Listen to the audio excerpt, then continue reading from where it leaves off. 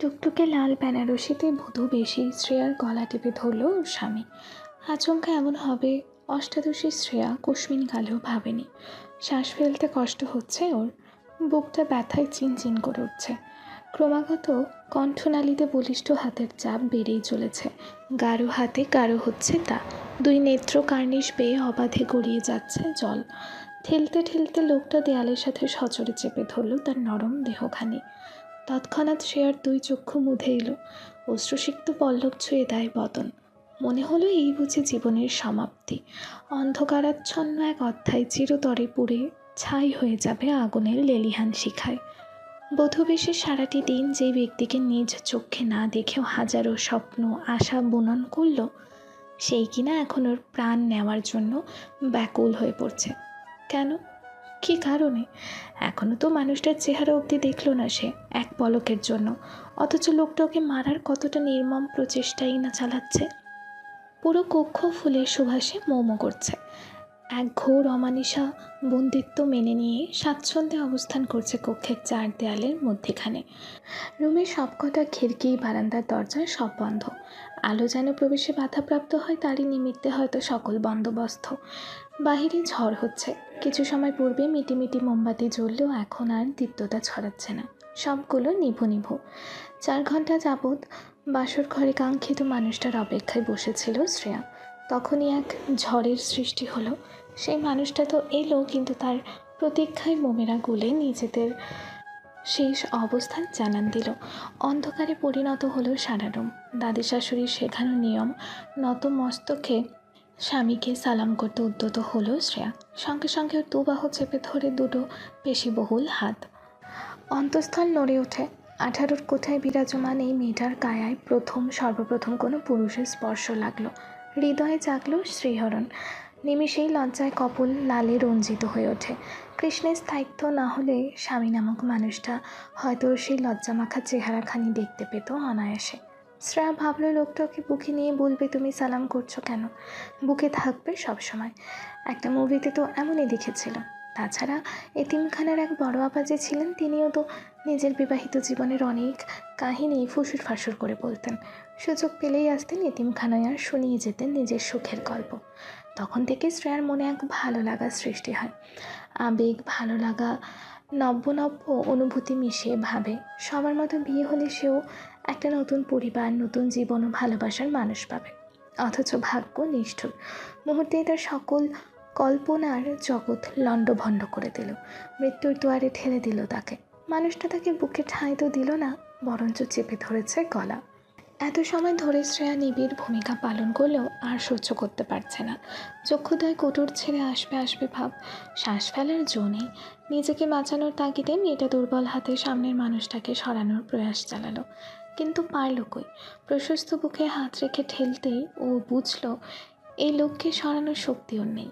দেহে যেন অসুরে শক্তি, তার উপর ওর প্রাণ প্রায় ওষ্ঠাগত। হাত পা অবশ্যই আসছে, হাল ছেটে দিচ্ছে ও। বাসর রাত মরণকাল হবে কে জানত। চোখ বুঝে পাশ হাতড়ে একটা ভারী জিনিস পেল শ্রেয়া। সেটা তুলতে নিলে ফ্লোরে আছড়ে পড়ল। সাথে সাথে আক্রোশে ফেটে পড়ল মানুষটা। গলার বাঁধন ঢিলে করে ঝাঁঝালো কণ্ঠে বলে উঠল, খুন করে ফেলবো তোকে। সাহস কি করে হলো এখানে আসার? ছোট লোক, আমার আশেপাশে কাউকে সহ্য হয় না, কাউকে না। কেন এলে আমার রুমে? শ্রবণগ্রন্থিতে কথাগুলো ঢুকল শ্রেয়ার, তবে অস্পষ্ট। সে সাথে কর্ণকুহুর হলো দরজায় করাঘাতের শব্দ। আখিদয় বুঝে এলো, ঢলে পড়ল সে লোকটার বক্ষে। দরজা ভেঙে হুড়মুড় করে ঘরে ঢুকলো সবাই। মেহেরিমা চৌধুরীর হাতে লাইট। ছেলের দিকে আলো ধরলেন তিনি। তাতেই শ্রেয়াকে বুকে জড়িয়ে ধরে নিজেকে গুটিয়ে নিল লোকটা। মেহেরিমা চৌধুরীর অন্তরাত্মা কেঁপে উঠল শ্রেয়াকে অচেতন অবস্থায় দেখে। মেয়েটার বেনারসিটা এলোমেলো, ঠোঁটে সৌন্দর্য ফুটিয়ে তোলা লাল লিপস্টিক লেপটে আছে, গলায় হাতের ছাপ বিশদ। যা ভাবলেন তাই হলো। মাথায় হাত দিয়ে কান্না নিবারণ করে শাশুড়ির দিকে তাকালেন তিনি। ফাতেমা চৌধুরীর কুচকানো চামড়া আরও কুচকে গেল মলিনতায়। মেহেরিমা নিষ্প্রভ স্বরে বললেন, বলেছিলাম আম্মা পাঠাবেন না মেয়েটাকে এ ঘরে, শুনলেন না আমার কথা। ওকে সত্যটুকু বলার সময়টাও আমায় দিলেন না। তার আগেই যে নিজেকে শেষ করতে পিছুপা হয় না, সেই ছেলের ফুলশয্যা বউ কেমন করে বুঝবে আম্মা? খুনি বানিয়ে দিলেন আমার ছেলেটাকে। ফুপিয়ে উঠলেন মেহেরিমা চৌধুরী। আয়ুষী কেঁদে দিল। অপলক চেয়ে রইল তার ভাইয়ের দিকে। ভয় কেমন চুপচাপ হয়ে আছে, দৃষ্টি মেঝেতে নিবদ্ধ। ভাইয়ের বুকে পড়ে থাকা মেয়েটার জন্য ভীষণ খারাপ লাগছে। ফাতেমা চৌধুরীর কণ্ঠস্বর কাঁপছে, তবু তেজ ঢেলে বললেন, এখন এইসব বলার সময় বউ, ডাক্তারলে ডাকো। মরছে না মনে হয় মাইয়াডা, তাড়াতাড়ি করো। শাশুড়ির কথায় জিদ লাগলো মেহেরিমা আয়ুষীর। মায়ের উদ্দেশ্যে বলে উঠলেন ব্যগ্র কণ্ঠে, তোর ছেলে কই ত্রিহা? ডাক না ওরে, মেয়েটার প্রাণ বাঁচাতে হবে। ওরে বল ডাক্তার ডাকতে। বিছানায় আধো হয়ে শুয়ে চোখের ওপর হাত রেখে শুয়েছিল ছেলেটা। মায়ের কথা কর্ণপাত হতেই তড়াক করে উঠে বসলো। শীত দ্বারা পেয়ে নেমে গেল শীতল স্রোত। মাকে আর কিছু বলার সুযোগ না দিয়ে উদ্ভ্রান্তের ন্যায় উন্মাদ হয়ে ছুটে গেল। সবাইকে পাশ কাটিয়ে শ্রেয়ার কাছে গেল। হাত বাড়িয়েও থেমে গেল সে। হুট করে অন্যর বুকে স্পর্শ যে সমীচীন নয়। চোখ দুটো জ্বলে উঠল। ধরা গলায় শ্রেয়াকে বুকে ধারণ করা সুঠাম দেহের মানুষটার উদ্দেশ্যে রয়ে সয়ে বলল, ভাই কি হয়েছে? মেয়েটা কষ্ট পাচ্ছে, এদিকে দে। তুই ওকে মেরেছিস? শেষোক্ত প্রশ্নটা যেন সীসা ঢেলে দিল অপর মানুষটার কর্ণে। ঝাঁঝালো রক্তিম দৃষ্টি নিক্ষেপ করলো। বুক থেকে ছিটকে ফেলে দিল শ্রেয়ার কোমল শীর্ণ দেহটা। রাগে কিচকিচ করতে করতে পুরো রুমে ভাঙচুর শুরু করলো। সব ফুল ছিঁড়তে লাগলো অনবরত। এই সুযোগে শ্রেয়াকে নিয়ে বেরিয়ে গেল সকলে। বাহির থেকে দরজায় তালা লাগিয়ে দিলেন ফাতেমা। মেহেরিমা বদ্ধ দরজার দিকে চেয়ে ডুকরে কেঁদে উঠলেন, আমার ছেলে, আম্মা, আমার ছেলেকে বাঁচান। সে আগের সুস্থ গম্ভীর সুদর্শন ছেলেটা কোথায় গেল আম্মা? আমাকে মা ডাকে না কেন? প্রভাতের আলো ফুটতেই শ্রেয়ার জ্ঞান ফিরে আসে।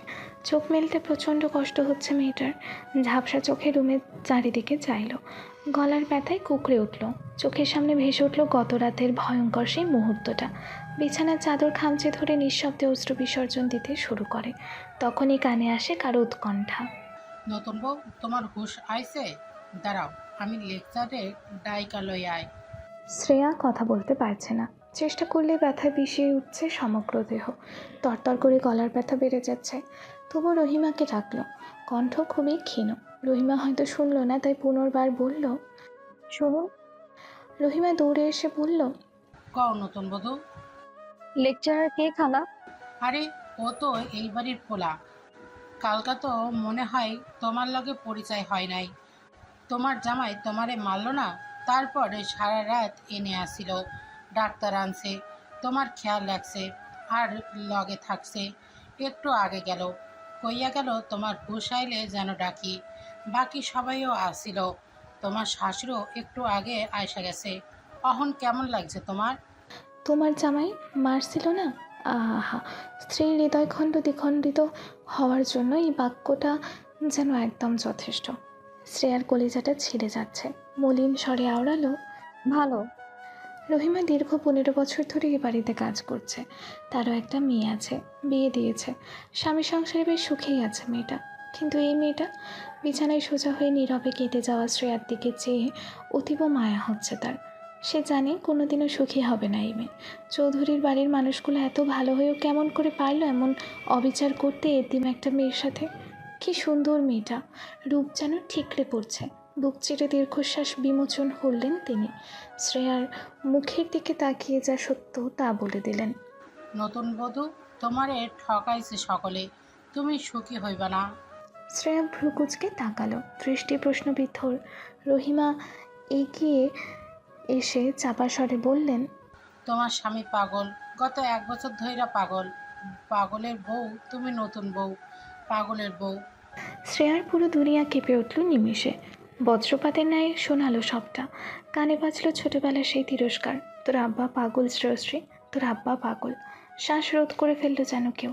ঠোঁট দুইটা চেপে ধরে ঘাড় ফিরিয়ে নিল। এত বড় ধোঁকা! কেন নিয়তি মায়ের জীবনটার মতো ওর জীবনটাও নিঃশেষ করে দিল? ঠিক এমনভাবেই তো মরেছিল ওর মা। স্কুল থেকে ফিরে এসে মায়ের রক্তাক্ত দেহটা পেয়েছিল মেঝেতে। বাবা বিদঘুটে হেসে ছুরি দেখিয়ে বলেছিল,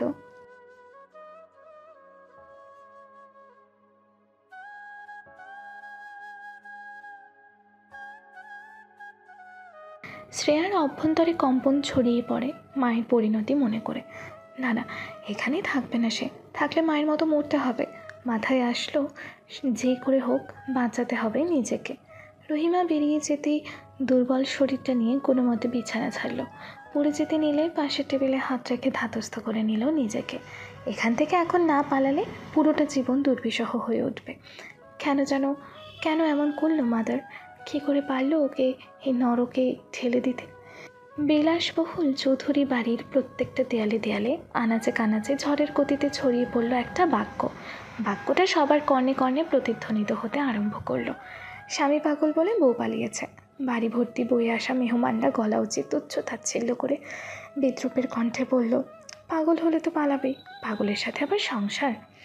দুপুরে রৌদ্র যেন মানুষের দেহে চামড়া ঝলসে দিচ্ছে। শ্রেয়া বাসে বসে শহরের জঞ্জাট অবলোকন করে চলেছে অসহায় দৃষ্টিতে। জীবন কাকে কোথায় নিয়ে যায় কেউ জানে না। সময়ের ব্যবধানে আপন মানুষগুলো পর হয়ে যায়। বাসের মানুষগুলোর চমকপ্রদ দৃষ্টি ওর চক্ষু এড়াচ্ছে না। বিয়ের সাজে এলোমেলো হয়ে থাকা বিধ্বস্ত চেহারা নিশ্চয়ই আশ্চর্যজনিত। শ্রেয়া বিড়বিড় করল, হৃদয় টানছে অচেনা সেই মানুষটার জন্য, কিন্তু মহান হতে পারবো না আমি। মুক্তি চাই, মুক্তি, সুন্দর জীবন চাই। জানিস শ্রেয়া, পাশের ফ্ল্যাটে নতুন ভাড়াটিয়া এসেছে, ব্যাচেলার। শুনলাম সেই হ্যান্ডসাম, পেশায় ইউনিভার্সিটির লেকচারার। আজ মর্নিং ওয়াকে গিয়েছিলাম না, মেয়েগুলো ফিস করে বলাবলি করেছিল। 3 বছর ধরে প্রিয়র এরকম কথাবার্তা শ্রেয়ার মুখস্থ ততস্থ। অন্যের প্রশংসা করতে করতে এই মেয়ে মুখে ফেনা তুলে ফেলে। শ্রেয়া আলতো হেসে হাতের বালতিটা নিয়ে বাসা থেকে বেরিয়ে সিঁড়িঘরের কাছে এলো। উদ্দেশ্য কাপড়গুলো ছাদে মেলে দেওয়া, তারপর নাস্তা বানাবে, অতঃপর প্রিয়র সাথে ভার্সিটির জন্য বেরিয়ে পড়বে। ছাদে এসে কোনো দিকে না চেয়ে তাড়াহুড়ো করে একটা মোচড়ানো কাপড় হাতে তুলে নেয়। কাপড়ে এখনও বেশ পানি রয়ে গেছে। 2 হাতে চেপে কুচকানো কাপড়টা মেলে প্রচণ্ড জোরে ঝাড়া মারতেই সম্মুখ হতে ভেসে এলো রোষপূর্ণ গম্ভীর ধারালো কণ্ঠস্বর। স্টুপিড। মুহূর্তেই ভয়ে সেটে গেল শ্রেয়া। বিব্রত হলেও বটে। কাপড়টা মুখের সামনে থেকে সরিয়ে পিটপিট করে কপাল কুঁচকে চাইতেই চোখে বিঁধে এক সুদর্শন পুরুষ।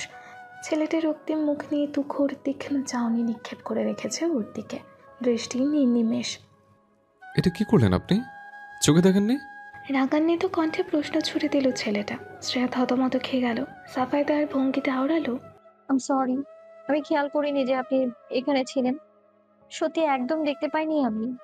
ভেতরে ভেতরে ভীষণ অনুতপ্ত শ্রেয়া। কোন বেখেয়ালে যে কোন দিকে না চেয়ে অমন করে কাপড় মেলতে গেল, যার দরুন পানি ছিটকে গিয়ে পড়ল লোকটার চোখে মুখে। এতে নিঃসন্দেহে যে কেউ ক্রুদ্ধ হবে, লোকটাও হলো। শ্রেয়া আবারও নিচু স্বরে মিনমিন করে বলল, আমি সত্যিই দেখতে পাইনি। দেখবেন কি করে? চোখ আছে? 3 দুপুরে কানা। এক তো অন্যায় করেছে, আবার অভিনয় করছে বেঁচে যাওয়ার জন্য। স্বার্থপর একটা। দাঁতে দাঁত চেপে কথাগুলো বলে উঠল লোকটা। শ্রেয়ার মেজাজ তুঙ্গে উঠে গেল। স্বার্থপর? সে কখন স্বার্থপর হলো? এত বড় মিথ্যা অপবাদ! অপরাধ করেছে বলে নত হলো, অথচ লোকটা কিনা ওকে স্বার্থপর বলল। কিছু কড়া শব্দ শোনাতে চায় মন, তবু নিজেকে সামলে যথেষ্ট নম্র গলায় বলল, দেখুন, আমি অভিনয় করছি না, সত্যি বলতে আমি অনুতপ্ত। আপনি এই কথাটা বেশি ঘোরাচ্ছেন। সামান্য পানি তো পড়েছে, মহাভারত অশুদ্ধ হয়ে তো যায়নি। এত রিয়াক্ট করারও কিছু নেই। শেষের বাক্যগুলো নিচু স্বরে বলতে গেল ভিতরে ভিতরে জন্মানো রাগের কারণে কিছুটা উঁচু হয়ে গেল। চোয়াল শক্ত হয়ে এলো ছেলেটার। বেয়াদব মেয়ে। এখন কমপ্লেন করবো আমি অ্যাপার্টমেন্টের মালিকের কাছে। এত ভদ্র একটা লোক আপনার মতন বেয়াদব অভদ্র মেয়েকে বাসা ভাড়া কেমনে দিল? বড়দের সঙ্গে কি করে ব্যবহার করতে হয় সে শিক্ষাটুকু হয়তো আপনার মাঝে বিদ্যমান নেই। আমি বেয়াদব? আপনার মধ্যে শিক্ষার অভাব মনে হচ্ছে আমার, তাই তো ঝগড়া লেগে গেলেন আপনি। কি? আমি ঝগড়া করছি? মুখে মুখে তর্ক? হাত মুঠো করে ফেলল ছেলেটা। তার শ্রেয়ার দৃষ্টি এড়ালো না। ভয়ে শুষ্ক ঢোক গেলে সে মেরে দেবে না তো আবার? ভয়ার্থ দৃষ্টি নিক্ষেপ করতেই ছেলেটা ওকে সম্পূর্ণ অগ্রাহ্য করে দ্রুত বেগে প্রস্থান করলো। 2 অধর আপনা আপনি কিঞ্চিত ফাঁক হয়ে গেল ওর। নিশ্চুপে লোকটা কি অপমান করে গেল ওকে!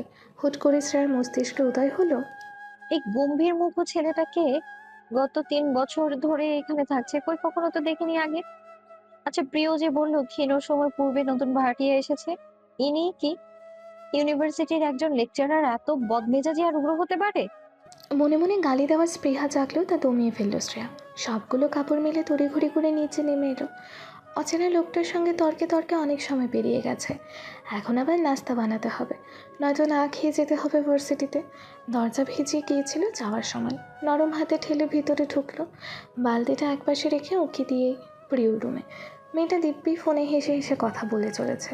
দুগালে লালের আস্তরণ স্পষ্ট লেপ্টে আছে এবং ঈষৎ গাঢ়। শ্রেয়সীর বুকটা ধক করে উঠল। প্রেমের কি এত শক্তি! নিমিষেই মনটা ভালো করে দেয়, গালে লজ্জা মাখিয়ে দেয়। প্রিয়র এই সুখী সুখী চেহারাটা দেখলে হৃদয়ে অনাবিল প্রশান্তির ঢেউ খেলে যায়। সঙ্গে সঙ্গে কোথাও শূন্যতায় কুঁকড়ে ওঠে হৃৎপিণ্ড। ঠিক 3টা বছর আগে এমন করেই তো কারোর জন্য নিজেকে লজ্জায় রাঙানোর স্বপ্ন দেখেছিল। কত শত আশায় বেঁধেছিল নিজেকে।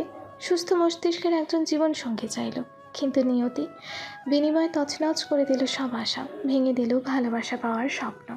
শ্রেয়া একবার ভাবলেও প্রিয়কে ডাকবে না, কিন্তু পর মুহূর্তে প্রাচীরে সজ্জিত ঘড়ির কাঁটায় দৃষ্টি পড়তেই চক্ষু চড়ক গাছ। হাতে আর মাত্র আধা ঘন্টা সময় আছে, কখন কি করবে। ভার্সিটি পৌঁছাতেই সময় লেগে যাবে 15 মিনিট। উপায় না পেয়ে ডেকে উঠল রিনরিনে স্বরে। প্রিয়, প্রিয় কানে মোবাইল ধরে রেখেই হাতের ইশারায় প্রশ্ন করল। জবাবে অস্থির কণ্ঠে বলে উঠল শ্রেয়া। আর মাত্র 29 মিনিট সময় আছে, কলটা কি এখন রাখা যাবে? তোর লেকচারার সাহেব কি আজ ভার্সিটি যাবেন না? শ্রেয়ার কথায় টনক নড়ল প্রিয়র। উত্তেজিত স্বরে বলে উঠল, আচ্ছা রাখছি, তুমিও ক্লাসে যাও, আমারও যেতে হবে। শোনো, মোলায়েম স্বরে ডাকলো ফোনের অপর প্রান্তের ব্যক্তিটা। প্রিয় সম্মতি দিয়ে শুধালো, বলো। নিজে খেয়াল রেখো, সাথে মানুষটারও। এখনো?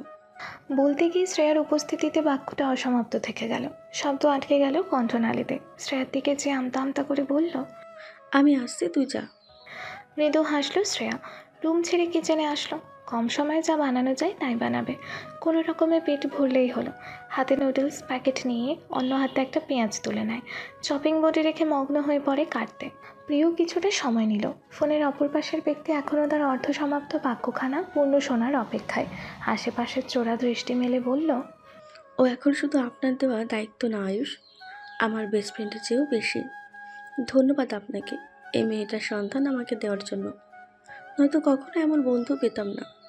আয়ুষ ঠোঁট ছড়িয়ে বলল, ধন্যবাদের মতো শুকনো শব্দ নট অ্যাকসেপ্টেড মিস প্রিয়, ভিন্ন কিছু ট্রাই করুন। প্রিয় সমগ্র ওষ্ঠ জুড়ে লজ্জালু রেখা দেখা দেয়। বলল, আপনি এখানে প্রেমের ক্লাসে ব্যস্ত থাকবেন নাকি স্টুডেন্টও পড়াবেন? লেকচারার আয়ুষ চৌধুরী, রাখলাম। আয়ুষকে আর কিছু বলার সুযোগ না দিয়ে প্রিয় ঝটপট পা বাড়ালো কিচেনের দিকে। এই ফ্ল্যাটে ওরা দুজন একা থাকে বিধায় দুজনেই মিলেমিশে সব করে। অবশ্য কাজের বুয়া আসে, টুকটাক কাজ করে দিয়ে যায়, কিন্তু তার হাতের রান্নার পান সে স্বাদ নিতে ইচ্ছুক নয় দুজন।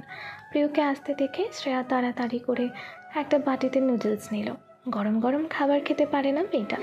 যেই মেয়েটাকে সুন্দরভাবে বাঁচতে পাশে এসে দাঁড়িয়েছে, রাস্তা থেকে এনে এই বিশাল ফ্ল্যাটে ঠাঁই দিয়েছে, অবলীলায় তার একটু একটু খেয়াল রাখা যায় ও যত্ন নেওয়া দোষের নয়। প্রিয়কে লেট লতিফ নামে সংজ্ঞায়িত করলে ভুল হবে না। মেয়েটা সব কিছুতে দেরি। তার প্রেমিক পুরুষ ঠিক যতটা পাংচুয়াল, সে ঠিক ততটাই এলোমেলো। একে অপরের বিপরীত, দুই মেরুর অধিবাসী। শ্রেয়ার সাক্ষাৎ হয়েছিল আয়ুষের সাথে প্রায় বছর দেড়েক পূর্বে।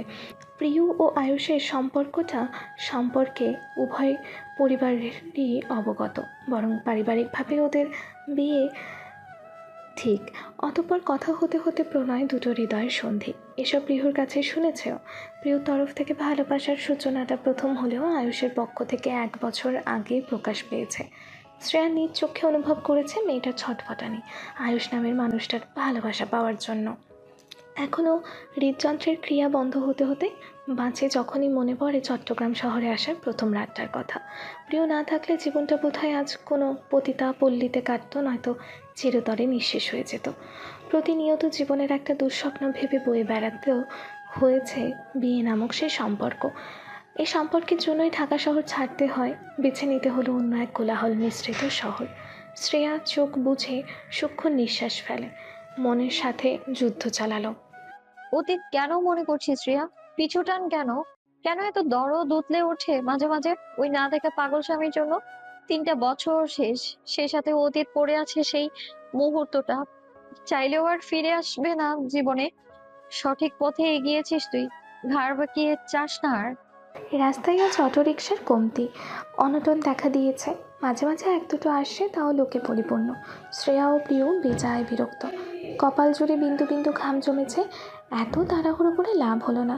রিক্সার জন্য দাঁড়িয়ে থাকতে থাকতে প্রায় 10 মিনিট চলে গেল। হাতে অবশিষ্ট আছে শুধু মিনিট খানেক সময়। প্রিয় আর স্থির থাকতে পারল না। একটু সরে আবারও কয়েক কদম এগিয়ে গেল রিক্সা খোঁজার জন্য। শ্রেয়া ভ্রু চোখল কুচকে তাকালো। সোজা হয়ে দাঁড়িয়ে থাকলো। দূর হতে রিক্সা আসলে চোখে পড়বে। কিছু দূর হেঁটে গিয়ে শরীর বাঁকা করে এক দৃষ্টে চেয়ে থাকলেও রিক্সা এদিক দিয়েই যাবে। এত কষ্ট করে উঁকি দিয়ে দেখার মানে হয়? প্রিয়র বোকামিতে ভীষণ হাসি পাচ্ছে। তবু তা চেপে বলল, চল হেঁটে যাই। প্রিয় হাল ছেড়ে সায় দিয়ে প্রত্যুত্তর করলো। চল। দুজনে কয়েক পা ফেলে সম্মুখে এগিয়ে যেতে পিছন থেকে রিক্সার টিং টিং আওয়াজে পরবর্তী কদম থমকে গেল মুহূর্তেই। শ্রেয়া বাড়ানো পাটা পিছিয়ে এনে ঘাড় ফিরিয়ে চাইল। এক আধবয়স্ক চাচা লাল লাল দাঁত দেখে মনের সুখে প্যাডেল ঘুরিয়ে এদিকেই আসছে। তৎক্ষণাৎ প্রিয় ব্যস্ত হাতে রিক্সা থামানোর জন্য ইশারা করলো। থেমে গেল রিক্সা। চাচা হাসি মুখে বলে উঠলেন, আমারা যাইবেন? চাচা। উইঠা পড়েন। প্রিয় রিক্সায় উঠে দুই অধর প্রশস্ত করে প্রশ্ন করলো। চাচা মনে হয় অনেক খুশি। নিমেষেই রিক্সাওয়ালা চাচা ঘাড় ঘুরিয়ে চাইলেন। পুনর্বার সামনে দৃষ্টি নিক্ষেপ করে ধরা গলায় বললেন, মনের দুঃখে হাসি পায় আম্মা। ক্লাসের প্রায় অর্ধেক সময় অতিক্রম হয়ে গিয়েছে। শ্রেয়া ও প্রিয় দৌড়ে এলো। কোনো মতেই আজ ক্লাস মিস করা যাবে না। গত কয়েকদিন ধরে মিস হচ্ছে। সামনে পরীক্ষা। রিটেকের ঝামেলা পোহাতে সম্মতি নেই দুজনার মধ্যে কারোরই। তাই দুজনেই ক্লাসের সামনে এসে উপস্থিত হলো। এখন যেই স্যারের ক্লাস, তিনি আগে থেকেই বলে দিয়েছেন কেউ লেট আসলেও যেন পিছনের দরজা দিয়ে নীরবে নিঃশব্দে প্রবেশ করে। অনুমতি ও নির্দেশনা থাকায় শ্রেয়া ও প্রিয় ঢুকতে গেল। তখনই হুড়মুড় করে শ্রবণ গ্রন্থিতে পৌঁছালো ক্রুদ্ধ ঝাঁঝালো কাটকাট কণ্ঠস্বর। Stop there, don't try to get inside. কারোর রোষপূর্ণ কণ্ঠে দুজনে ভয় পেল না, দেহ কাঁপল না। আপাতত দুজনের মুখশ্রীতে কিঞ্চিত বিস্ময়। এটা ভেবে তাদের বুড়ো স্যারের কণ্ঠে এত তেজ এলো কেমন করে, এত ধারালো। তড়িৎ গতিতেই সামনে তাকালো শ্রেয়া। সেই সাথে চেহারায় দৃশ্যমান হয় আকাশচুম্বী অবাকতা। এই যেন অবিশ্বাস্য। সকালে যার সঙ্গে কোমর বেঁধে ঝগড়া করলো, সেই কিনা ওদের লেকচারার। কেমনে, কী করে সম্ভব? শ্রেয়ার মাথা ঘুরছে। দুজনেই বাইরে দাঁড়িয়ে থাকুন, ক্লাস শেষ হওয়া অবধি। নতুন লেকচারারের নাম জানিস শ্রেয়া? শ্রেয়া আনমনে মিহি স্বরে বলল, আমি জানবো কোত্থেকে? তুর্য চৌধুরী। পৃথিবীতে কি এক নামের একটা মানুষই হয়? আহা, নাম এক হতে পারে, তবে মানুষ ভিন্ন ভিন্ন, কখনো এক হয় না। কি করে সম্ভব? যমজ ভাই কিংবা বোনদেরও তো এক নাম হয় না। তেমনি তুর্য চৌধুরী নামটা ওই ব্যক্তির না কেবল, আরো অনেকেরই হতে পারে। তাই নামটা শুনে তাকে নিজের স্বামী মনে করা বোকামো শ্রেয়া, চরম বোকামি। তিনি তো পাগল ছিলেন, আর ইনি তো তোর ইউনিভার্সিটি লেকচারার স্যার। কারোর সঙ্গে কাউকে গুলিয়ে ফেলার মতন মূর্খতা তুই করিস না। তোর পাশের ফ্ল্যাটের সূর্য লেকচারার, উনি কোনো কালেই এমন পেশা ছিলেন না। তোর জানা মতে তিনি বাবার ব্যবসা সামলাতেন। এটাই তো বলেছিলেন মাদার বিয়ের আগের রজনীতে। শান্ত হো, অস্থির মনটা শীতল কর শ্রেয়া। অপমানে এসব বিড়বিড় করে বিছানায় ধপ করে বসে পড়ল শ্রেয়া। ভালো লাগছে না, কিছুতেই মিলছে না স্বস্তি। তুর্য চৌধুরী নামটা অভ্যন্তরে এলোমেলো করে দিয়েছে, শ্বাসরুদ্ধকর অবস্থার সৃষ্টি করেছে। 3 বছর পূর্বের বিয়ের আগের দিনের স্মৃতি হতে সব কিছু চক্ষুদ্বয়ে স্পষ্ট, স্বচ্ছ কাচের ন্যায় ভেসে উঠেছে। ঠিক 3 বছর পূর্বে এতিমখানার বড় কদম গাছটার নিচে বসে সবার সঙ্গে আড্ডায় মত্ত ছিল শ্রেয়া। তখনই জাহানারা খাতুন এলেন। সকলে তাকে দেখে নিশ্চুপ স্থবির হয়ে পড়ল। এতিমখানায় সবাই ওনাকে ভয় পায় তা না, সম্মান করে খুব, ভালোবেসে মাদার বলে সম্বোধন করে তাকে। মাদার সকলের মাঝ থেকে শ্রেয়াকে ডেকে নিয়ে আসলেন একান্তে। সবার উৎসুক চাহনি তখন শ্রেয়াতেই নিবদ্ধ। কেউ কেউ আন্দাজ করে ফেলল কী বলবে তাকে, ভেবেই ছোটদের মনটা বিষণ্ণতাই ছেয়ে যায়। বর্তমানে এতিমখানায় বয়সে সবচেয়ে বড় বলতে শ্রেয়াই। শ্রেয়া ও মাদার কিছু দূর যেতেই সবার মধ্যে আলোচনা শুরু হয়ে যায় উক্ত বিষয়। হাঁটার এক পর্যায়ে মাদার থামলেন এতিমখানার পেছনে খনন করা বড় পুকুর বাড়ির কাছটায়। এত সময় কণ্ঠটা ভরাট শোনালেও মোলায়েম করলেন এই মুহূর্তে। তুই তো জানিস এখনকার নিয়ম অনুযায়ী 18 বছর হলে স্বাবলম্বী হলে নিজের রাস্তা নিজে মাপতে হয়। শ্রেয়ার মনটা কেঁদে উঠল, গলা ধরে এলো, কণ্ঠে কম্পনের ছাপ। জানি মাদার, আমি কি আর এখানে থাকতে পারবো না, চলে যেতে হবে? প্রকট অসহায়ত্ব মেয়েটার কণ্ঠে। মাদার অতি সূক্ষ্ম নিঃশ্বাস ছেড়ে বললেন, যেতে হবে তোর। কোথায় যাবি? এতিমখানাটা আমার মালিকানায় হলে আমি তোকে সত্যিই রেখে দিতাম, তবে তোর কর্মসংস্থার একটা সুযোগ করে দিব। শ্রেয়া মাথা দুলিয়ে বলে, সমস্যা নেই মাদার, এই পৃথিবীতে নিশ্চিত কোথাও না কোথাও ঠাঁই হবে আমার, যেমন করে বাবা মায়ের মৃত্যুর পর এখানে জায়গা পেয়েছিলাম। জাহানারা খাতুন কিয়ত পরিমাণ ভাবলেন, ইতস্তত করে বলে উঠলেন, তোর জন্য একটা প্রস্তাব এসেছে শ্রেয়সী। এই এতিমখানার মালিক চৌধুরী পরিবার, এটা জানিস তো? কদিন আগে ফাতেমা চৌধুরী এলেন না? বয়স্ক মহিলাটা? হুম, সেদিন তোকে বেশ চোখে লাগে ওনার। পরের দিন ফোন দিয়ে জানান উনি তোকে চৌধুরী বাড়ির পুত্রবধূ রূপে নিয়ে যেতে চান, ওনার নাতির বউ হিসাবে। তুই কি বলিস? এটা তোর জীবনের ব্যাপার, তুই তোর মর্জির প্রাধান্য পাবে। শ্রেয়া তৎক্ষণাৎ কিছু বলতে সক্ষম হলো না। মেরুদণ্ড পেয়ে শীতল স্রোত নেমে গেল। চৌধুরী বাড়ির সম্পর্কে ব্যাপক শুনেছে এই এতিমখানায়, রোজই চর্চা হয় তাদের। স্বনামধন্য পরিবার, এই পরিবারের বউ হয়ে যাওয়া, তাও একটা পরিবারহীন এতিম মেয়ের জন্য খুবই অদ্ভুত, আশ্চর্যজনক। শ্রেয়া শঙ্কিত নয়নে চাইল মাদারের দিকে। মাদারও নজর যেন পড়ে নিলেন। তুই ভাবছিস ছেলেকে দেখিসনি, এত বড় বাড়িতে বিয়ে কিভাবে কি? ছেলেটাকে আমি দেখেছি প্রায় 2 বছর আগে, ফাতেমা চৌধুরীর সাথেই এসেছিল এখানে। খুব ভালো, এখন সিদ্ধান্ত তোর উপর। শ্রেয়া সময় নিল না, অনতিবিলম্বে লাজুক স্বরে জানালো, আমার জন্য যেটা ভালো হবে সেটাই করবেন মাদার, আমি রাজি। কেউ যদি জিজ্ঞেস করতো এতিমদের জীবনে কিসের অভাব, তাহলে শ্রেয়া নির্দ্বিধায় বলতো ভালোবাসার অভাব। একটা পরিবার কারো ভালোবাসা পাওয়ার জন্য বছরের পর বছর ব্যাকুল শ্রেয়া। মাদারের এই প্রস্তাব যেন ওর খা খা করা হৃদয়স্থলে হিমের স্পর্শ মাখিয়ে দিল। স্বপ্ন দেখতে আরম্ভ করে শ্রেয়া, ভালোবাসা পাওয়ার স্বপ্ন, কারো অন্তরের অধিবাসী হবার শত কল্পনা জল্পনার সূচনা করে বসে। চৌধুরী বাড়ি থেকে ফতেমা ও ত্রিহা চৌধুরী এসে পরদিনই আংটি পরিয়ে যায়, বলে যায় আগামীকাল গোধূলি শেষে বিয়ে হবে। সেই বিভাবরী নির্ঘুম কাটে শ্রেয়ার। ভাবতে থাকে সারা জীবনের জন্য যে মানুষটার বক্ষে বসবাস করবে সে ঠিক কেমন হবে। লজ্জায় মুখ ফুটে কাউকে বলতে অবধি পারেনি। মানুষটাকে এক পলক দেখার ইচ্ছে প্রকাশ করতে গেলেই বুকে ধ্রিম ধ্রিম শব্দ হতো, রন্ধ্রে রন্ধ্রে শিহরণ বয়ে যেত, মাথাটা ঝিমঝিম করে উঠত। মাত্র 2 দিনে প্রেম হয়, অনুরোগ জাগে হৃদয়? হয়তো, নয়তো কেন শ্রেয়া অচেনা অদেখা অজানা মানুষটাকে স্বামী ভেবে মন দিয়ে বসলো? শুধু 2 দিন, এই 2 দিনে শ্রেয়ার হৃদয়ের রাস্তায় হাজারো লক্ষ লক্ষ কোটি কোটি অনুভূতিরা চলাচলে ব্যস্ত। সমস্ত অনুভূতি মিলেই মানুষ পটে বারংবার লিখছিল তুর্য নামটা। হ্যাঁ, শ্রেয়া মাদারের মুখে শুনেছে ওর হবু স্বামীর নাম তুর্য, তুর্য চৌধুরী। ব্যাস, এখানেই জানা শোনার সীমারেখা টেনেছিল, আর জিজ্ঞেস করেনি কিছুই। লজ্জায় যে অতীব আড়ষ্ট ছিল মেয়েটা। কথা মতো পরের দিন মাগরিবের নামাজের পর মুহূর্তে বিয়ের আয়োজন শুরু হয়।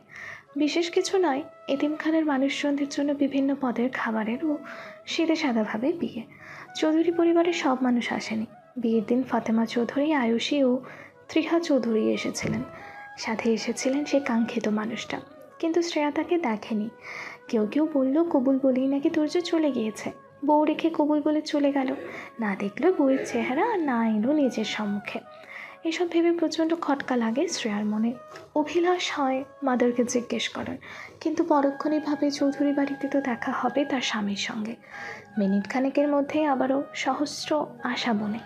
ক্রমাগত কলিং বেলের আওয়াজ কর্ণে পৌঁছাতেই পুরনো স্মৃতিচারণ হতে ঝক্কি খেয়ে বেরিয়ে এলো শ্রেয়া। এ সময় কলিং বেল কে বাজাচ্ছে? বুয়া না তো, প্রিয় কৌশলে গিয়েছে। তাই শ্রেয়া দরজা খোলার জন্য উঠে এলো। ধীর গতিতে হেঁটে এসে দরজা মেলতেই চোখ ছানা বড়া ওর। কোটর ছেড়ে বেরিয়ে আসবার উপক্রম। অপর পাশের মানুষটারও একই রকম দশা। দুজনেই অবাকতার সমুদ্রে ডুবো ডুবো। অপর পাশের মানুষটার এর চেয়েও বেশি কিছু অনুভূত হলো কিনা তাতে সন্দিহান শ্রেয়া। তবে ওর বক্ষস্পন্দন ক্রিয়া প্রায় বন্ধ হবার জোগাড়। পুনরায় ওই তুর্যের কথা মাথা চাড়া দিয়ে উঠল। তুর্য এতক্ষণ চমকপ্রদ দৃষ্টিতে চেয়ে থাকলো, এখন দৃষ্টি স্বাভাবিক করলো। উজ্জ্বল ফর্সা চেহারার জ্যোতি খেলে গেল তার। ঠোঁটের কোণে সুপ্ত হাসি নিয়ে বলল, তুমি আর আমি দেখি একই খাটের মাঝে। শ্রেয়ার মুখ হা হয়ে গেল। সোজা প্রশ্ন ওর। মানে? তুর্য হাত দিয়ে নিজের ফ্ল্যাটটা দেখে বলে, এই যে পাশে বসে থাকি দুজন। শ্রেয়ার কপালে ভাঁজ পড়ল। আগ্রহহীন দৃষ্টি নিক্ষেপ করে বলে উঠল, আপনি এখানে কেন স্যার? তুর্য ক্লান্ত নিঃশ্বাস ছাড়ল, অতঃপর লঘু স্বরে বলল, আদা হবে? একটু হলেই চলবে। আমি কি আদা ব্যাপারী? শ্রেয়ার উল্টো প্রশ্ন। মনে মনে ভীষণ রাগ আছে ওর তুর্যের প্রতি। কতটা নির্মম নির্দয় এই লোক, পুরোটা ক্লাস বাহিরে দাঁড় করিয়ে রাখলো আজ। লজ্জায় ওর মাথা কাটা যাচ্ছিল। সেই জেদটায় ব্যক্ত করে ক্ষান্ত হলো এখন। তুর্যের চোখ লাল হয়ে এলো রাগের দাপটে। কত বড় বেয়াদব মেয়ে! স্যারের সাথে এমন ব্যবহার! তাছাড়া প্রতিবেশী কিছু চাইলে এমন করে কেউ? ক্রোধান্বিত চাউনি নিক্ষেপ করে দৈবাত বলে উঠল, না, তুমি আদা ব্যাপারে হতে যাবে কেন? তুমি বেয়াদবের ওস্তাদ। বেয়াদব মেয়ে। কথাটা বলে হনহন করে নিজের ফ্ল্যাটে চলে গেল তুর্য। শ্রেয়া ভয়ার্থ চোখে নিষ্পলক চেয়ে রইল। এত ঝাঁজ, এখন মনে হচ্ছে ভুল করে ফেললো। এমন করা ঠিক হয়নি। দৌড়ে গিয়ে কিচেন রুম থেকে কয়েকটা আদা নিয়ে এলো। সময়ের কি পরিহাস! এতক্ষণ তুর্য ছিল ওর দুয়ারে, এখনও সম্মানিত লেকচারার সাহেবের দরজা অভিমুখে দাঁড়িয়ে। একবার কলিং বেল চাপলো, খুলল না। দ্বিতীয়বার চাপতে নিলে দরজাটা মেলে গেল। তুর্য গলায় তোয়ালে পেঁচিয়ে দাঁড়িয়ে আছে, নির্বিকার অভিব্যক্তি তার, যেন শ্রেয়াকে দেখে চমকায়নি। এসব তোকে কে বলেছে? আমরা কেন সুযোগ নিতে যাব বল? ভুল বুঝছিস তুই। পুরো পরিবার তোকে কতটা ভালোবাসে এটা তোর অজানা নয় ভাই। আয়ুষের কাঁপা কাঁপা কণ্ঠ কটাক্ষ করে তুর্য বলে উঠল, তাহলে তুই বলছিস বিয়েটা মিথ্যে? আমি মিথ্যে শুনেছি? এসব কে বলছে তোকে? আয়ুষের চিন্তাগ্রস্ত স্বর।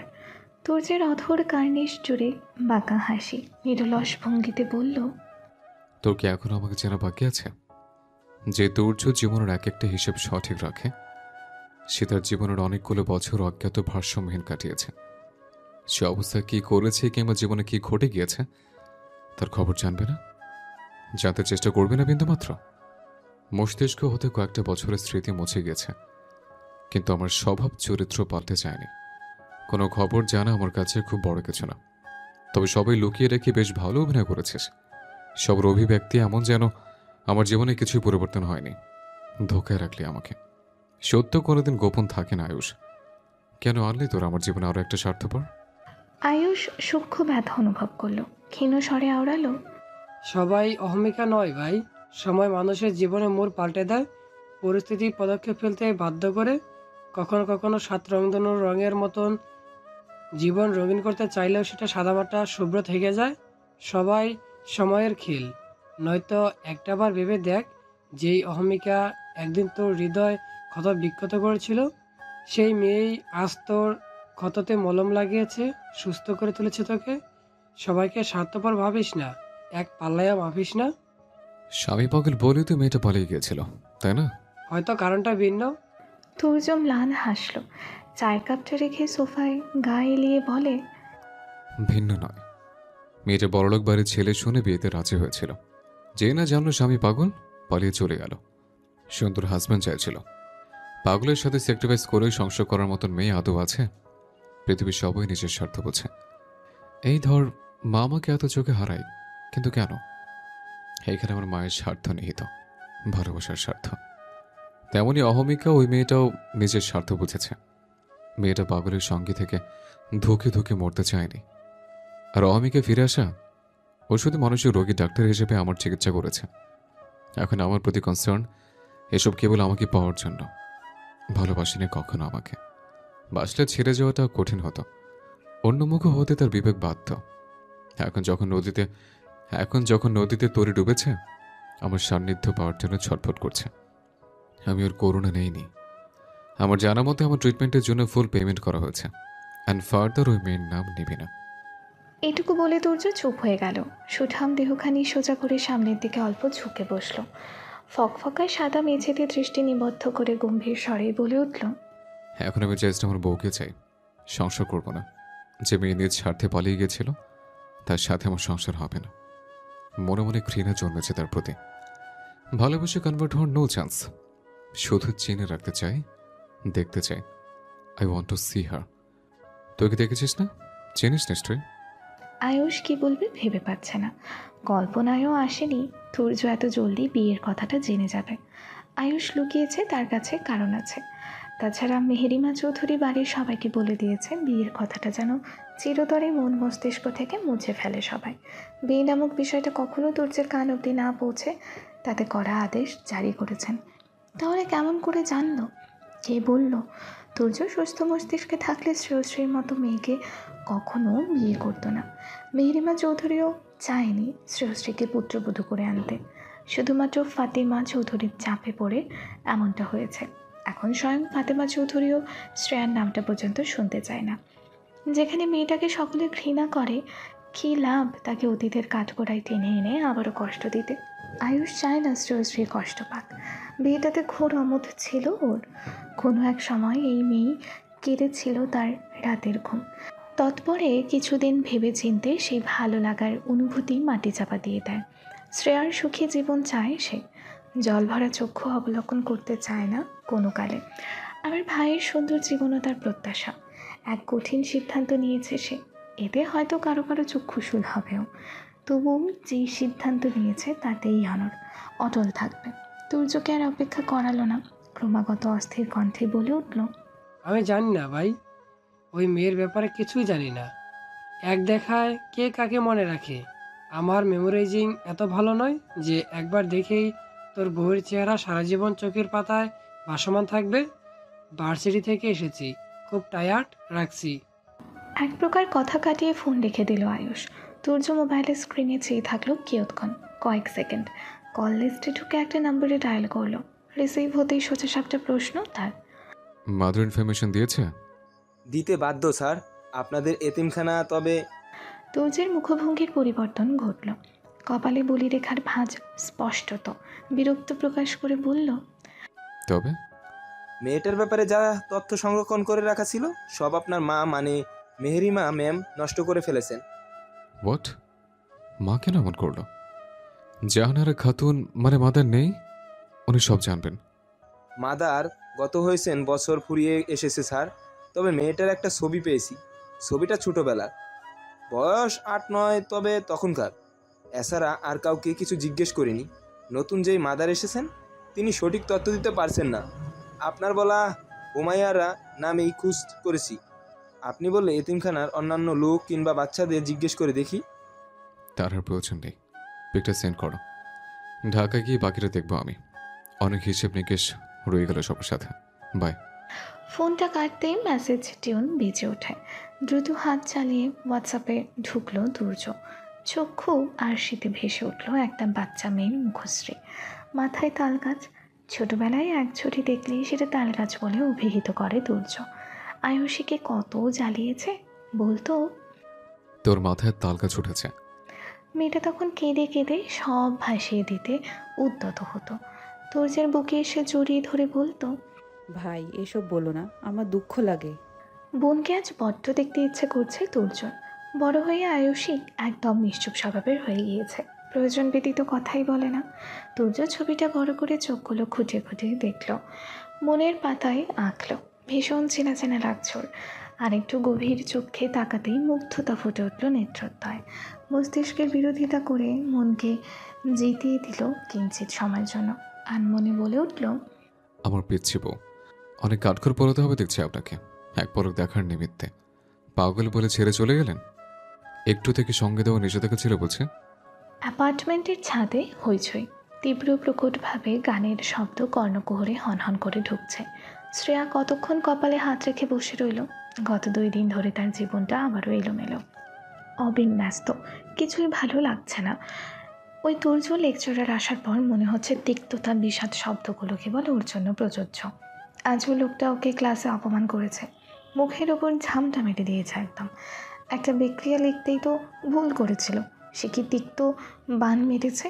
পুরো ক্লাসের সামনে নিজের চিরাচরিত গম্ভীর স্বরে বলল, বিক্রিয়া করে খাবেন, নয়তো কেমিস্ট্রি নিয়ে পড়া ছেড়ে দিন। একটু ভুল হতেই পারে, এই লোক ওকে সহ্যই করতে পারে না যেন। শ্রেয়া দেখ, তোর জন্য লাল শাড়ি এনেছি, ঝটপট রেডি হবন, নয়তো রিয়া আবার এসে ডেকে যাবে। তুই কি চাস বেচারি নিজের হলুদ ফেলে তোকে ডাকতে আসুক? শ্রেয়া অসহায় দৃষ্টিতে তাকালো। প্রিয়র হাতে লাল শাড়ি দেখে ভিতর জ্বলে উঠল। শাড়ি 3 বছর আগে যে শাড়ি পরেছিল সেটাই ছিল শেষ পরা। বধূ বেশে টকটকে লাল শাড়িতেই তো প্রতীক্ষায় ছিল মানুষটার। শ্বাস ফেলতে কষ্ট হচ্ছে শ্রেয়ার, ধরা কণ্ঠে শুধালো। আমি যাবো না প্রিয়, তুই যা। সন্দিহান দৃষ্টিতে চেয়ে রইল প্রিয়। জহুরীর ন্যায় পরখ করে বলল, কি হয়েছে শ্রেয়া? এত বছর ধরে এখানে আছি, রিয়ার সাথে কত আড্ডা দিয়েছি। এখন যদি না যাই ওর খারাপ লাগবে। একটাবার দেখা দিয়ে আয়। আর অবশ্যই শাড়ি পরে সবাই সুন্দর করে সেজে গুজে যাবে, তুইও যাবি, ব্যাস। আপত্তি করল না শ্রেয়া। শাড়ি হাতে নিয়ে ওয়াশরুমে চলে গেল। বুকে জড়িয়ে ডুকরে কেঁদে উঠল মেয়েটা। নিমেষে ফর্সা মুখে লালের আভা ছড়িয়ে পড়ে, বাধাহীন ঝরতে থাকে অশ্রুকণারা। কি হতো সেদিন মেহেরিমা চৌধুরী ওকে ফিরিয়ে নিলে? ভুল কি মানুষের হয় না? ও তো চেয়েছিল ফিরে যেতে, নিজের অনুভূতিতে ঠুনকো হতে দিতে চায়নি। বিধ্বস্ত চেহারায় দাঁড়িয়েছিল পুনর্বার চৌধুরী বাড়ির বিশাল গেটের সামনে, কিন্তু ফিরিয়ে দিল ওকে সেই বাড়ির কর্ত্রী। শক্ত কণ্ঠে বলেছিলেন, যে মেয়ে আমার ছেলেকে ফেলে একবার চলে গিয়েছে, তুচ্ছ করে তার পদধূলি এই বাড়িতে কখনো পড়তে দিব না আমি। শ্রেয়া দরজায় তালা লাগিয়ে সিঁড়ির কাছে এলো। শাড়ি পরে হাঁটতে অভ্যস্ত নয় ও। সে কবে পড়েছিল? প্রিয় ওকে আসতে বলে ছাদে চলে গিয়েছে। ওখানেই গায়ে হলুদের অনুষ্ঠান আরম্ভ হয়ে গিয়েছে ইতিমধ্যে। রাত তো আর কম হয়নি। যখন ঘর হতে বেরিয়ে আসছিল তখনই আঁখি দয়ে আটকায় ঘড়ির কাঁটা 10-এর ঘরে। তন্মধ্যে একবার রিয়ার ছোট ভাই মিহান এসে ডেকে গিয়েছে। শ্রেয়া আর দেরি করল না, দ্রুত পায়ে সিঁড়ির দিকে অগ্রসর হলো ও। 2-1 সিঁড়ি পেরোতেই আকস্মিক শাড়িতে পা বেজে দেহ হেলে গেল পিছনের দিকে। ভয়ে অঙ্গ প্রত্যঙ্গ কাটা দিয়ে উঠল তাৎক্ষণিক, কণ্ঠরোধ হয়ে এলো। তখনই ওর ভয়ের মাত্রা কমিয়ে দুটো বলিষ্ঠ পেশিবহুল হাত কোমর জড়িয়ে ধরে, বুকের অতি নিকটস্থে টেনে নেয় সমগ্র কায়া। ভারী গাঢ় নিঃশ্বাস অবলীলায় ছুঁয়ে দিচ্ছে শ্রেয়ার গলা ঘাড়। নিঃশ্বাসের গভীর ছোঁয়ায় হৃদস্পন্দন চক্রাকারে বৃদ্ধি পেয়ে যায়। কেঁপে কেঁপে ওঠে অজ্ঞাত ব্যক্তির স্পর্শে সমস্ত দেহমন। জাগতিক চিন্তা দুশ্চিন্তা ভুলে গিয়ে শ্রেয়া পড়ে থাকে উন্মুক্ত কোমরে বন্দি 2 হাতের মালিকের প্রশস্ত শক্তপোক্ত বক্ষে। ভেতর বাহির উভয় দিক হতেই এই মুহূর্তে প্রচণ্ড ভীত সে। নিমিষেই ওর সকল ভয় কল্পনা বিলুপ্ত করে দিয়ে ওকে টেনে হিঁচড়ে বাস্তবে নিয়ে এলো বুকে ঠাঁই দেওয়া লোকটার বিরক্তিকর কণ্ঠস্বর। শ্রবণগ্রন্থির অত্যন্ত নিকটে মুখ এনে মানুষটা বলে উঠল, এত তর্ক করতে পারো অথচ শাড়ি পরে হাঁটতে পারো না? কোমরে আবদ্ধ হাতের মালিকের ফিচেল ব্যঙ্গাত্মক স্বর শ্রেয়ার কর্ণে ঝাঁঝা করে উঠল। অপমান পরিহাসের কটূক্তি। শ্রেয়া তৎক্ষণাৎ মানুষটার হাত সরিয়ে সোজা হয়ে দাঁড়ালো। ঝিমঝিম করে ওঠে সমস্ত গা অঙ্গ প্রত্যঙ্গ। পিছু ফিরতে দেখে সেই মানুষ, সেই চাহনি তীক্ষ্ণ তুখোর দৃষ্টিপাত করে রেখেছে। ঠোঁটের কোণে হাসির রেখা, তাগড়া শরীরে জড়িয়ে রেখেছে সবুজ রঙা পাঞ্জাবি। শ্রেয়ার ইচ্ছে হলো কপাল চাপড়াতে। কেন কেন ঘুরে ফিরে সকল দুর্দশায় এই লোক হাজির হয়ে যায়? যখনই আসে তখনই কোনো না কোনো দুর্ঘটনা ঘটে, আর লোকটাও সুযোগ পেয়ে লুফে নেয়। অতঃপর শুরু করে উপহাসের বাক্য।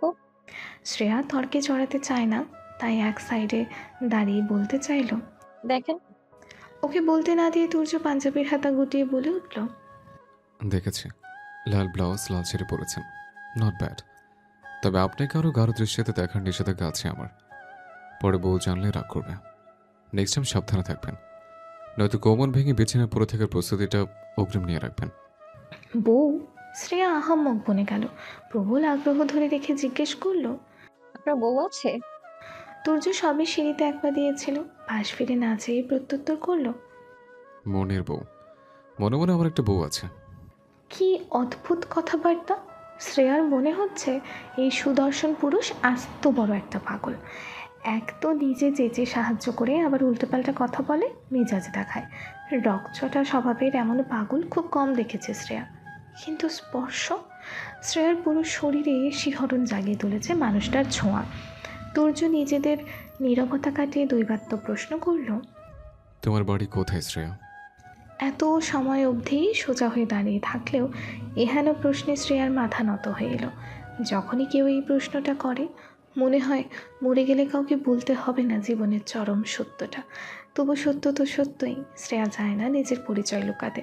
নিজেকে ধাতস্থ করে শক্ত কণ্ঠে বলে উঠল, আমার বাড়ি নেই স্যার। আমি এতিম।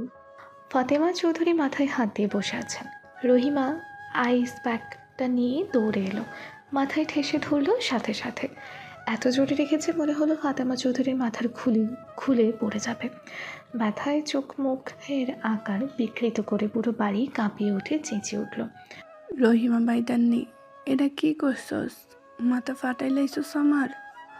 ও মা গো, চামড়া খুশি পড়ে গেছে মনে হয়। সরি আম্মা, আমার ভুল হইয়া গেছে। আমি চিন্তা করলাম আপনার মাথা গরম, তাই ঠান্ডা করবার জন্য বরফ লইয়া আইছি। আর ভুল হইব না। দুর্যের রাগ গম্ভীর মুখটাকে অনেক ভয় পায় এই বাড়ির সকলে।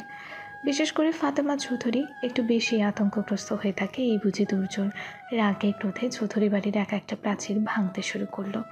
বাড়ির এক একটা সদস্য তার রাগ সম্পর্কে অবগত। তাছাড়া পাগল অবস্থায় 2.5 বছর যা করেছে তাতে সবাই ভীত সন্ত্রস্ত হয়ে থাকে দুর্যোগকে দেখলেই।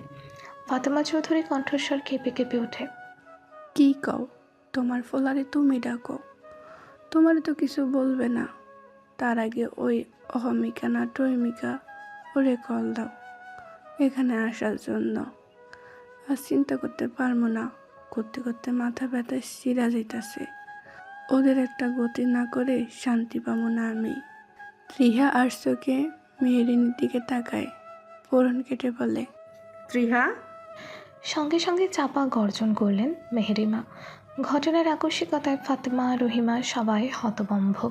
ত্রিহা চমকালো না, এটাই যেন হওয়ার ছিল। মুখভঙ্গি স্বাভাবিক, নির্লিপ্ত। ক্ষমা করো আপা, কিন্তু ছেলেটার কাছ থেকে লুকানো ঠিক হচ্ছে না। তুর্য যদি কখনো জানতে পারে ও বিবাহিত, বিয়ের পর দিন ওর বউ পালিয়ে গিয়েছে, তাহলে কি হবে ভেবে দেখেছো? ছেলেটা আমাদের দিকে মুখ তুলেও তাকাবে না এত বড় একটা সত্য লুকানোর জন্য। তাছাড়া ওর জীবনে কয়েকটা বছর তিক্ত করে তোলার জন্য দায়ী অহমিকা। যার জন্য নষ্ট হয়েছিল সেই তো সঠিক করেছে, তাই না? ওই মেয়ে আমার ছেলের যোগ্য না, পাগল দেখে ছেড়ে চলে গিয়েছে। বিয়ের পরদিন নিকট আত্মীয় স্বজনরা থুতু ফেলেছে আমাদের ওপরে।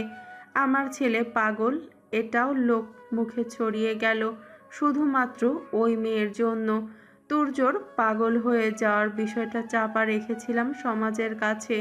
যথেষ্ট সম্মান দিয়ে এতিম ওই মেয়েকে ঘরে তুলেছিলাম। চেয়েছি সমাজের চোখে উচ্চ স্থান দিতে, কিন্তু নিঃস্বার্থে আমাদের মুখে চুনকালি মাখিয়ে পালালো। কখনো ওই মেয়েকে ক্ষমা করব না আমি, কখনো না। এই বিষয়ে আর একটা কথাও কেউ বলবি না। যে সম্পর্ক তুর্যর অগোচরে তৈরি হয়েছে তা ওর সামনে কোনো মতেই যেন না আসে। আমি চাই না অতীত টেনে ওর জীবনটা নষ্ট হোক। অহমিকা যেহেতু দিনরাত এক করে ওকে সুস্থ করে তুলেছে, ওর জীবনে থাকার অধিকার অহমিকার।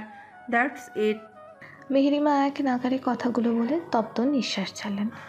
ওই মেয়েটার নামটা শুনলে পর্যন্ত ঘা জ্বলে ওঠে।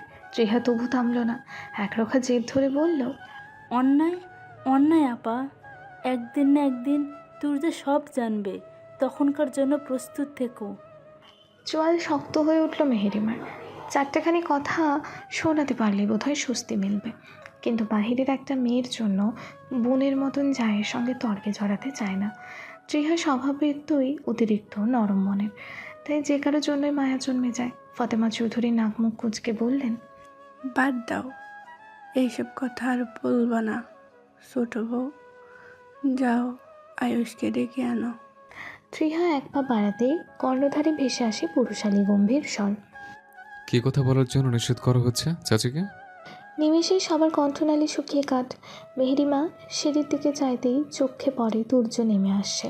চোখগুলো পেছনে ঠেলে দিচ্ছে এক হাত, গায়ে কালো একটা টি শার্ট জড়ানো। সবকটা সিঁড়ি অতিক্রম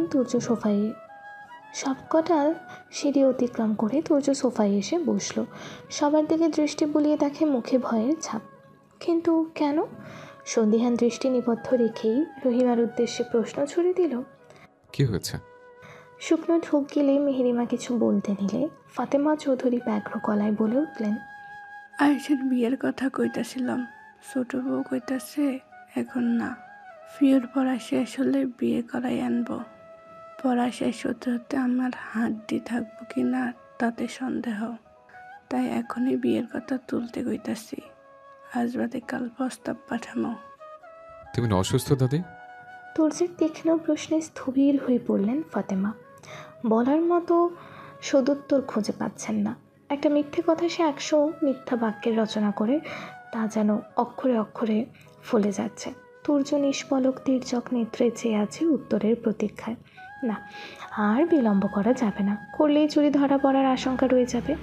কান্না মিশ্রিত স্বরে বললেন, হ, অসুখে ভুগতাছি বইলা তোর আর বিয়া দেখা দিতে চাইতেছি। তোদের দুই বাইরে একটা একটা বউ ধরাই দিতে পারলেই শান্তি। আয়ুষী ছোট, সবে কলেজে উঠছে, ওরে লইয়া চিন্তা নাই। বিয়া কইরা দাদির আশা পূর্ণ করে দেন না লেকচারার সাহেব। ফাতেমা চৌধুরী শেষোক্ত কথাটায় অত্যাধিক আহ্লাদের ছাপ। তুর্যের ভ্রুজোরে কিঞ্চিত কুচকাল। অতিভক্তি যে চোরের লক্ষণ সে আজ হাড়ে হাড়ে টের পেল। সোফা ছেড়ে উঠতেই একটা মেয়ে কটকট পায়ে সদর দরজা পেরিয়ে ড্রয়িং রুমে এসে উপস্থিত হয়। পরনে লাল রঙের সালোয়ার কামিজ, ঠোঁটে বিস্তর হাসি। রহিমার চক্ষু কটর ছেড়ে বেরিয়ে আসার উপক্রম। বিড়বিড় করল, এই ওয়েস্টার্নের গাড়টি আজ দেশি পোশাকে, সূর্যতে আজ কোন দিকে উঠছে? মেয়েটার মাথার কেশ উন্মুক্ত, ঘাড় ছুঁই ছুঁই। মেহেরিমা একগাল হাসলেন অহমিকাকে দেখে। তন্মধ্যে আয়ুষ হাজির হয়েছে। চক্ষুদয় নিক্ষেপ করল সে তুর্যের দিকে। ফর্সা চেহারা রক্তিম হয়ে উঠেছে, চোয়াল শক্ত, তাতে দাঁত চেপে ক্রোধ সংবরণের প্রয়াস চালাচ্ছে হয়তো। পরিস্থিতি এখন না সামলালে অবস্থা বেগতিক হয়ে দাঁড়াবে। অহমিকা এই সময় এখানে কেন বুঝতে পারছে না আয়ুষ। সে কিছু বলবে তার পূর্বেই অহমিকার দিকে রোষপূর্ণ অগ্নিময় চাহনি নিক্ষেপ করে গর্জে ওঠে তুর্য।